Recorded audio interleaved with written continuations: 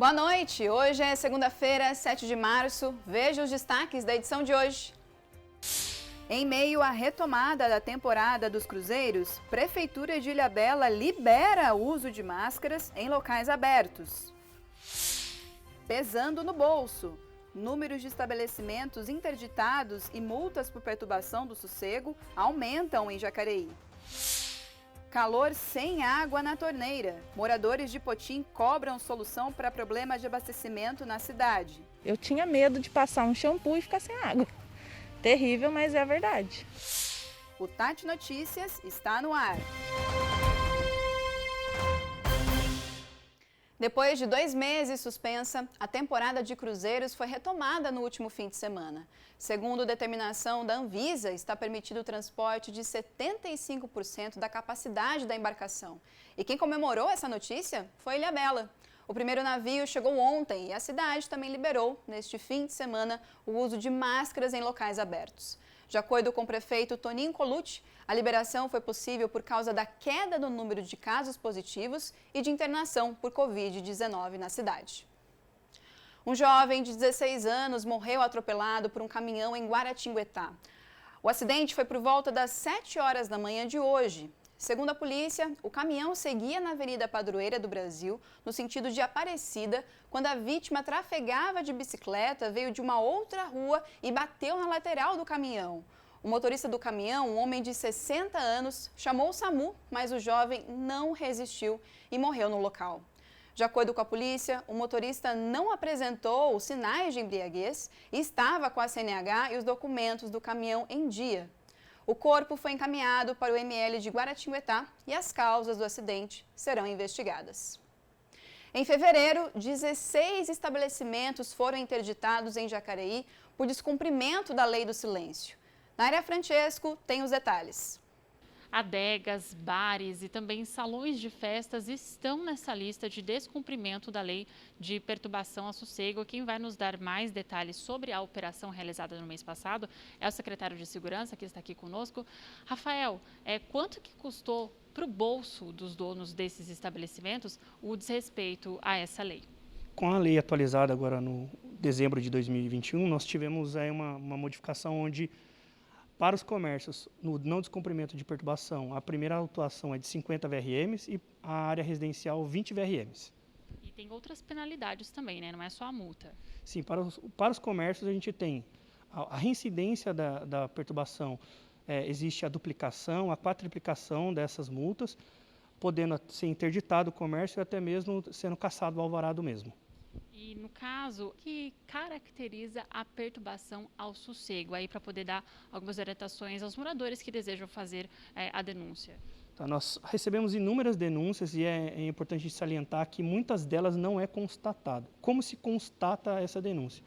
O agente fiscalizador vai até o local e se numa medida de mais ou menos 40, 50 metros de distância o som for ouvível, ele ouvir esse som, ele já entende-se que é constatada a perturbação, porque geralmente quem reclama está ali por perto entre essa metragem. Então, a constatação é feita nessa condição de ouvir, e nesse caso a gente faz a primeira notificação e, se for reincidência, a aplicação da multa. Quais que são as reclamações mais comuns dos moradores aqui de Jacareí? Dentre todas as possibilidades de perturbação, a gente recebe inúmeras denúncias diversas. A gente faz essa compilação desses dados. Quando se repete, nós damos uma atenção mais importante nessa situação, até porque o Ministério Público nos cobre isso, né, porque o próprio munícipe vai até o Ministério Público cobrando uma ação, mas a Prefeitura tem feito de maneira efetiva a fiscalização. Muito obrigada, secretário, pelas suas informações. Então fica aí também a orientação, além da operação, né, dos dados da operação que foi realizada no mês passado, a orientação também para os moradores que desejam fazer a denúncia. De Jacareí, Nayara Francesco. Mudando de assunto, agora aqui no Tati Notícias, um homem foi preso em flagrante depois de ferir a namorada com socos na cabeça e no rosto no início da madrugada desta segunda-feira. A ocorrência foi registrada por volta de 1h da manhã no bairro Lessa, em Pindamonhangaba. De acordo com a vítima, a discussão começou dentro do carro depois de um pedido para que o agressor abaixasse o volume do som. O homem, que segundo o boletim de ocorrência estava alcoolizado, começou a agressão. A jovem foi encaminhada ao pronto-socorro de Pindamonhangaba, foi medicada e liberada.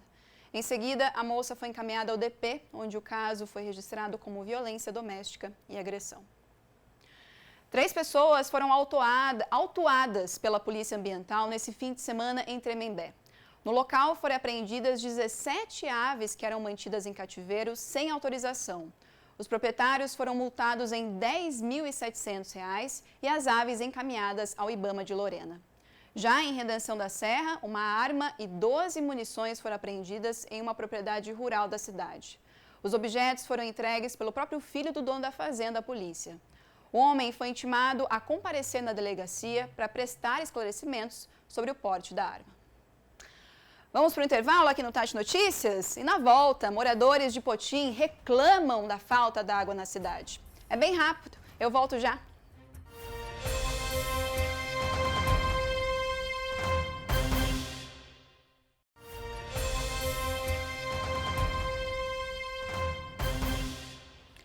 Voltamos com o Tati Notícias. A chuva no início da tarde de ontem causou estragos em São José dos Campos. De acordo com a Secretaria de Serviços Municipais, foram 70 ocorrências, a maior parte na região norte da cidade. E a terça-feira será mais um dia de muito calor na região, com altas temperaturas e no fim do dia aquela típica chuva de verão rápida, mas em grande volume, o que aumenta as chances de novos temporais. Então, já fica com aquele combo lá de protetor solar, água e o guarda-chuva na bolsa. Amanhã o dia começa com mínima de 18 graus, mas rapidamente chega aos 36 graus em São José dos Campos. Em Cunha, os termômetros variam de 16 e 35 graus. Na Serra, em Campos do Jordão, a variação de temperatura deve ficar entre 16 e 27 graus. E para encerrar a previsão do tempo nessa terça-feira, no litoral, o dia já começa quente na casa dos 20 graus, podendo marcar máxima de 34 graus em Caraguatatuba. Desde o fim do ano passado, os moradores de Potim estão tendo que lidar com a falta d'água na cidade. Há 2 anos, a Prefeitura tenta avançar com o processo de licitação para tratamento da rede de água e esgoto. Mas até agora, o caso segue sem solução. Para conseguir lavar uma louça e limpar a casa, o Jonathan precisa comprar galões de água. Por semana, é um custo de mais de R$ 45. Começamos a sentir esse problema da água já tem desde novembro de 2021. E até então, até essa data era tranquilo, mas depois ficou insustentável. Não é para todo mundo que pode comprar um galão todo dia de 20 litros para se fazer alguma coisa. Na casa da Karina é a mesma coisa. Eles moram no bairro Jardim Alvorada, em Potim, e contam que o problema já se estende há anos. Nesse mês que a gente está, faltou 3 dias seguidos, consecutivos, sem nem um pouco de água para poder a gente estar fazendo esse trabalho de casa, que antes chegava à madrugada, 3 horas da manhã, aí a gente pegava, enchia os galão, enchia os balde, deixava lá para lavar os pratos, né, fazer um café. De acordo com os moradores, a água teria voltado neste final de semana. A Janaína aproveitou para lavar roupa acumulada e, acredite, lavar o cabelo. Eu consegui ontem tomar um banho em casa de lavar o cabelo. Eu tinha medo de passar um shampoo e ficar sem água.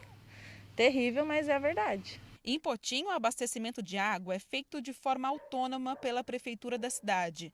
De acordo com a gestão municipal, os 7 poços artesianos que abastecem o município não estariam dando conta de toda a rede de água. A demanda, né, não está suprindo essa quantidade de água. Além disso, por ser o próprio município que fornece a água, os municípios não têm o hábito de pagar a água. Nem todos, mas a inadimplência é muito alta, ela passa dos 60%. Além disso, 4 vazamentos na rede de abastecimento de água teriam piorado a situação. De acordo com a Prefeitura, os reparos já foram feitos e nos próximos dias tudo vai ser normalizado. Então a gente espera que nos próximos dias essa falta de água seja amenizada com o reservatório já tendo mais abastecimento de água. Já a longo prazo, a Prefeitura de Potim espera resolver o problema através da contratação de uma empresa que vai ficar responsável pelo abastecimento e manutenção da rede de distribuição de água na cidade. Então, água e esgoto é passado para essa empresa privada que vem, faz o investimento necessário nos poços, na rede, no encanamento, constrói uma estação de tratamento de água, se for o caso. Então, ela vem, chega no município, faz o investimento e soluciona a questão da água. Mas a pergunta que fica é: Até quando os moradores de Potim vão poder contar com essa água que chegou no final de semana? Já que todos sabem que o problema sempre vai e volta. A gente não sabe até quando vai ficar. Por isso que a gente está aqui pedindo ajuda para vocês, porque a gente quer uma solução e saber se a gente vai prosseguir com a água. Porque para ficar assim uma semana, 2 e depois acabar novamente, aí a gente vai começar a se estressar e correr todo mundo atrás de novo para poder lutar, para saber o que está acontecendo na realidade. Eu, por exemplo, estou de 9 meses. Daqui a pouco estou chegando ao hospital e vou ser patrocinado por alguma equipe do Galão? Não vou ser, então não sei o que fazer. Esse caso dos moradores de Potim chegou para a gente no telefone da redação da TV Tati. Então, se você está passando por uma situação como essa no seu bairro ou qualquer outro problema que precise de uma solução, ou até também uma sugestão de reportagem que você queira ver aqui no nosso jornal, vou aproveitar para reforçar o nosso WhatsApp. É o 12 997 52 4005.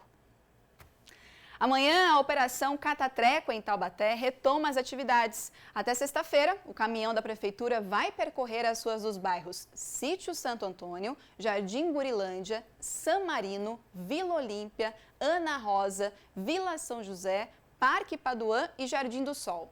A última DL feita em Taubaté foi de 6,2, ou seja, foram encontrados 6 recipientes com larvas do mosquito Aedes aegypti em cada 100 imóveis visitados. O resultado foi o maior registrado nos últimos 2 anos. Vamos para o intervalo aqui no Tati Notícias e no próximo bloco, as atividades da Semana Municipal do Basquetebol em São José dos Campos. Te espero!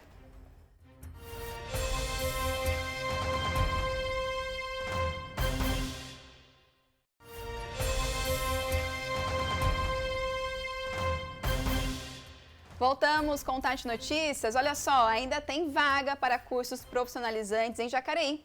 As inscrições devem ser feitas no Educa Mais até a próxima quinta-feira, das 8 às 9 da noite. São oportunidades para diversas áreas e as vagas são preenchidas por ordem de chegada. Para participar é necessário ser morador de Jacareí e também estar desempregado. Tem também oportunidade de trabalho em São José dos Campos. O Hospital Regional abriu vagas de emprego e os salários podem chegar a R$ 8.000. As informações com Fernando Mâncio. As inscrições começam nesta terça-feira e são diversos cargos. Quem tem mais informações para a gente é a Natália Renault. Natália, quais são esses cargos? O que as pessoas têm que fazer para se inscreverem? O hospital está trabalhando atualmente com 14 cargos diferentes, sendo todos eles das áreas assistenciais e administrativas, como auxiliar administrativo, de farmácia, instrumentador cirúrgico, médico do trabalho. E para participar do nosso processo, é necessário o preenchimento de alguns pré-requisitos que estão disponíveis em nosso site e as inscrições devem ser feitas pessoalmente aqui no Hospital Regional, do dia 8 ao dia 10, das 9 às 15 horas. Qual que é o site para as pessoas entrarem, procurarem, pesquisarem? Sim, www.isgsaude.org. Dentro do nosso site tem uma aba Trabalhe Conosco.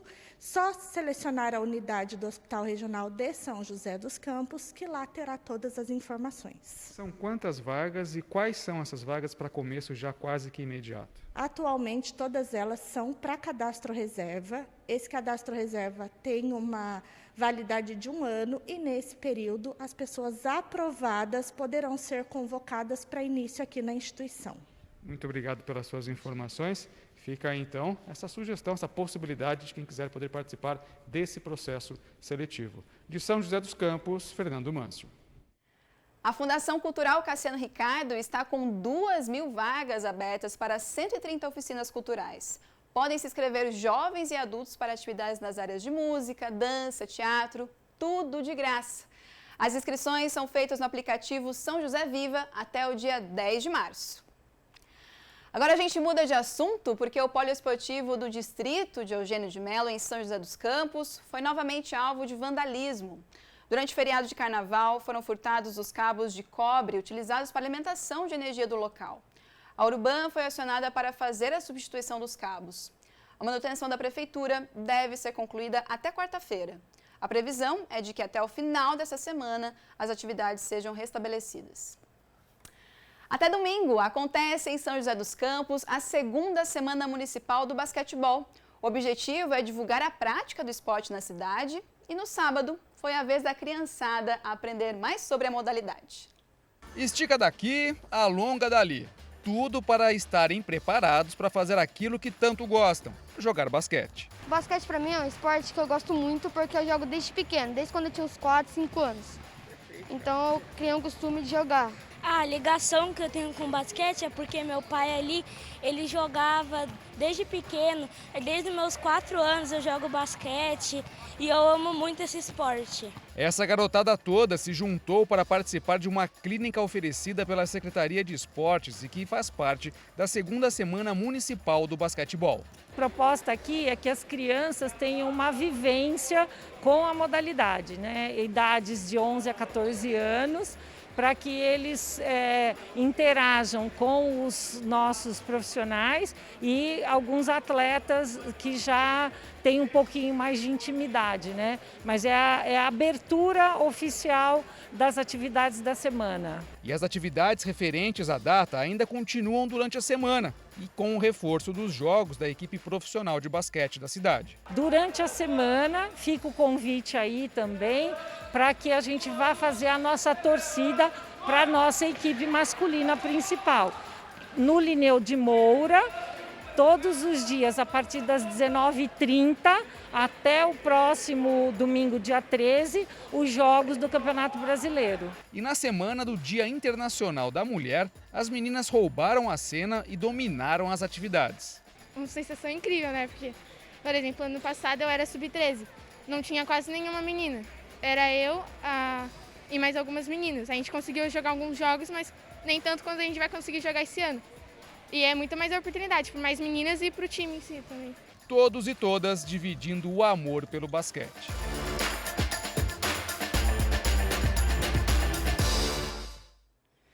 Olha, por experiência própria, com os meus irmãos, jogaram basquete por muito tempo. Posso te dizer que é um esporte que vale muito a pena começar desde cedo, viu? Foi muito bom para mim aprender, ter mais desenvoltura aí. É muito bom, recomendo. O Tati Notícias fica por aqui e como hoje começou o prazo para a declaração do imposto de renda, meu boa noite vai para todos os contadores e contabilistas. Boa noite, até amanhã. Tchau.